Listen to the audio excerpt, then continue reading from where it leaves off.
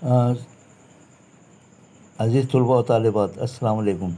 आज हम तीसरा सबक हिसाबी तसाउत मैथ फर्स्ट का अरि अरिथमेटिक प्रोग्रेशन का मजमूई सेट 3 का सवाल नंबर 13 और 14 हल कर रहे हैं। यानी मतलब 13 और 14 हल होने के बाद मजमूई सेट 3 मुकम्मल हो जाएगा और इस तरीके सबक नंबर 3 भी इसी के साथ कंप्लीट होगा। तो सवाल नंबर 13 हम पढ़ रहे हैं। अगर किसी हिसाबी तसाउत ए पी एमवा रुकन का एम गुना और एनवे रुकन का एन गुना मसावी हो तब दिखाइए कि इस हिसाबी तसाउत का एम जमा एनवा रुकन सिफर है। तो अब ये साबित करने के लिए हमको सबूत देना पड़ेगा यहाँ। तो सबूत में हम लिखेंगे सबूत के फ़र्ज़ किया दिए हुए हिसाबी तसाउत का फ़र्ज़ किया दिए हुए हिसाबी तसाउत का पहला रुकन ए है, पहला रुकन ए और मुश्तरिक फ़र्क डी है। चलेंगे, मुश्तरिक फ़र्क डी है। पहले रुकन का पहला रुकन ए फ़र्ज़ करेंगे और मुश्तरिक फ़र्क डी है। अब दिया हुआ में क्या आ गया, एमवा रुकन का एम गुना एम वे रुकन का एम गुना एम वे, सवाल में है कि एम वे रुकन का एम गुना बराबर होगा एनवे रुकन का, बराबर एनवे रुकन का एन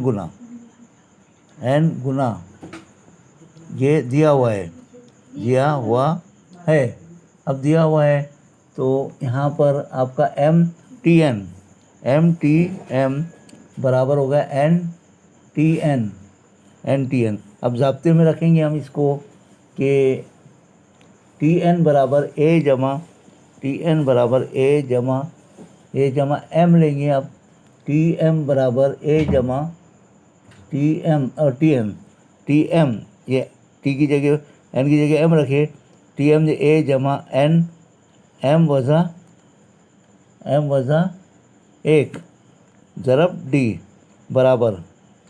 अब यहाँ टी एन बराबर ये आ गया, इसलिए कॉमा टी एन ये आ गया आपका। तो टी एन बराबर ए जमा एन वज़ा 1 ज़रब डी। इस तरीके से हम यहाँ से एम ले लेंगे। टी एम पहले ले लिया आपने तो एम लिए यहाँ से, तो एम ये बाहर लिया आपने एम। अब ये टी एम की जगह पर रखेंगे ए जमा एम वज़ा 1 कॉस 1 ज़रब डी।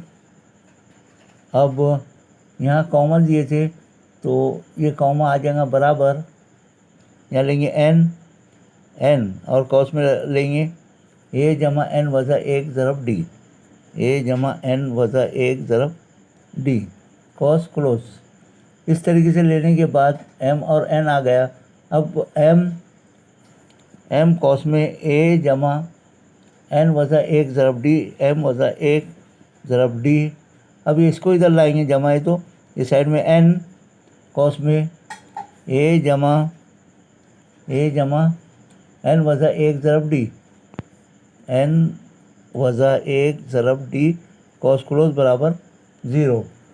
अब यहाँ चूँकि एम से ज़रब करेंगे तो एम ए जमा एम कॉस में एम वज़ा 1 ज़रब डी, फिर वज़ा एन ए कॉस में जमा वज़ा एम ए वज़ा कॉस में एन ए ले लेंगे। एन ए वज़ा एन कॉस में एन ए वज़ा एन कॉस में एन वज़ा 1 ज़रब डी बराबर 0। अब चूँकि ये अंदर ज़रब होंगे एम से तो एम ए जमा एम स्क्वायर एम ज़रब एम स्क्वायर एम ए। अब यहाँ ये ले लिया हमने। अब ये लेने के बाद यहाँ से एम ए मुश्तरिक और ये एन ए एक कॉस में लेंगे। अब एम ए और एन ए यहाँ से ए मुश्तरिक लिए तो कॉस में बचेगा एम वज़ा एन, कॉस क्लोज। फिर जमा कॉस में इसको इससे ज़रब करेंगे हम तो क्या आ जाएगा एम स्क्वायर डी कर लेके डी, या डी मुश्तक ले लिया आपने, डी मुश्तक एम को एम से ज़रब करें एम स्क्वायर वज़ा एम। अब यहाँ पर वज़ा एन स्क्वायर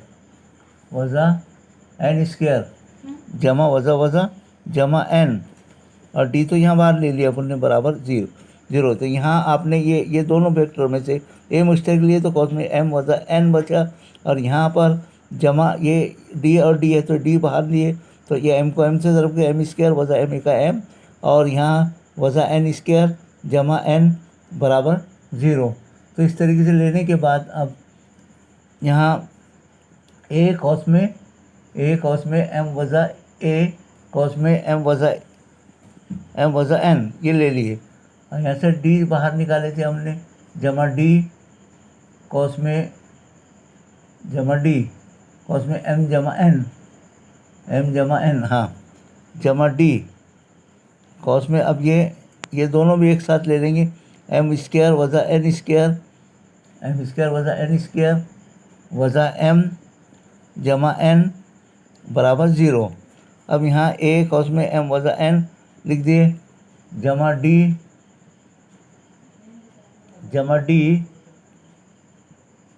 लेकर अब ये दो फैक्टर्स होते इसके, जमा डी इसके फैक्टर ये हो जाएगा, इसका ए स्क्वायर वज़ा बी स्क्वायर तो एम वज़ा एन एम जमा एन और एम वज़ा एन इसके फैक्टर वज़ा। अब यहाँ से मुश्तक क्या लेंगे हमने, यहाँ से एम लिए वज़ा लिए तो यहाँ से वज़ा लिए तो एम वज़ा एन, कॉस में आ जाएगा एम वज़ा एन कॉस 1 बराबर ज़ीरो। अब ये यहाँ से हमने एम वज़ा ए ले लिए, ये दोनों भी एम वज़ा ए एम वज़ा एन ये और ये दोनों मुश्तरक एम वज़ा एन आ गया। अब ये बचा कॉस में जो बचा हुआ पेंडिंग रोकना है वो लिखेंगे आप ए जमा डी, कॉस में क्या बचेगा ए जमा डी ये ले लिए, और फिर कॉस में एम जमा एन ए जमा डी एम जमा एन वज़ा एक।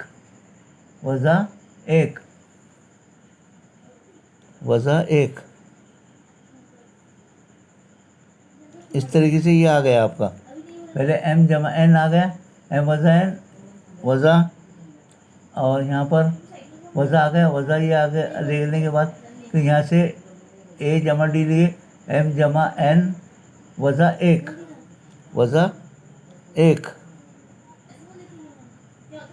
बराबर ज़ीरो।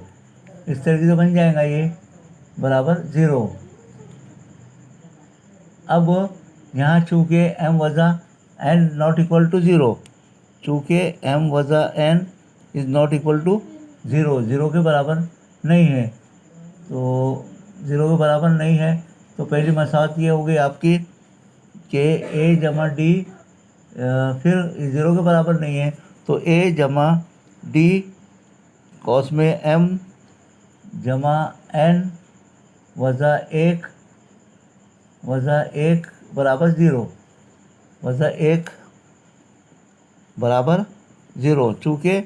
चूँकि एम वज़ा N not equal to zero चाहिए, तो एम जमा एन वज़ा एक और डी तो ज़ीरो के बराबर, तो एनवा रुकनू तो एनवा रुकनू का आएगा एम जमा एन का एनवा रुकनू बराबर हो जाएगा ए जमा ये ज़ाब्ते में टी एम बराबर ए जमा एम जमा एन वज़ा एक ज़रब डी, एम जमा एन वज़ा एक ज़रब डी। तो इस तरीके से दूसरी मसावत हो गई। मसावत 1 और 2 से साबित हुआ एम जमा एन वह रुकन सिफर है। तो मसावत 1 और 2 से मसावत 1 और 2 से 2 से क्या लिखेंगे हम, हिसाब तसाउत का m जमा n वाला रुकन 0 है। हिसाबी तसाउत का m जमा n व रुकन 0 है, 0। इस तरीके से हम इसको साबित करेंगे। अब उसके बाद का सवाल की तरफ बढ़ते हैं हम।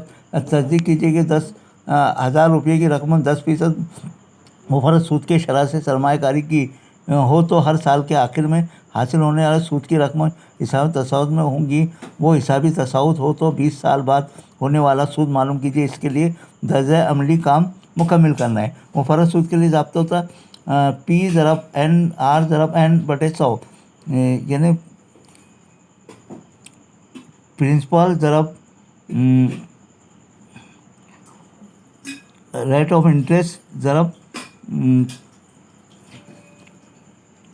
रेट ऑफ इंटरेस्ट एंड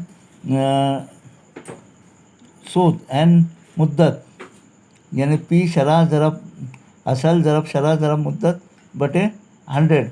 तो आए साल बाद हासिल होने वाला रकम 1000 ज़रब 100 1000 ज़रब 10 ज़रब कितना है और कितने फीसद है, आए इंटरेस्ट है। तो ये 0 से 0 कैसे, 0 के कैसे 1 2 1 2 10 ज़रब 10 100 आ जाएगा। यहाँ पर 10 ज़रब 10 पहली खाली जगह में आ जाएगा 100।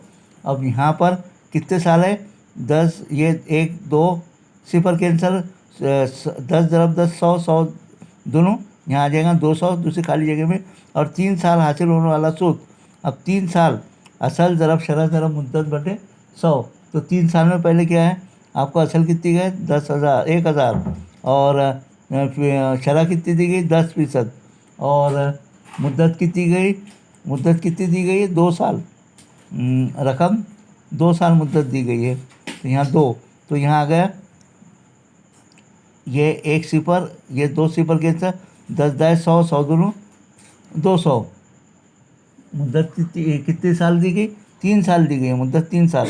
यहाँ आ जाएगा 3, तो यहाँ आ जाएगा 300 1 2 1 2 से 100 100 10 ज़रब 10 100 100 तिरिक 300। इस तरह 4 6 7 4 5 6 साल बाद हासिल होने वाले सूद बितरतीब 400 400 500 और 600 हो जाएगा, 400 500 और 600 होगा। तो इस तरीके से इन आदत की बिना पर ए बराबर क्या ले लेंगे हम, ए बराबर यानी इब्तिदाई सूद, यानी पहला सूद क्या है ए, यानी पहला आदत 100, इब्तिदाई सूद यानी 100, और डी मुश्तरक फ़र्क कितना होगा, इसका मुश्तरक फ़र्क आएगा आपका मुश्तरक फ़र्क 100, ये भी 100 आ जाएगा, 100 आ गया। तो अब इसके बाद 20 साल बाद हासिल होने वाला सूद। अब इसके अंदर है T20, तो ए जमा N, T20 तो ए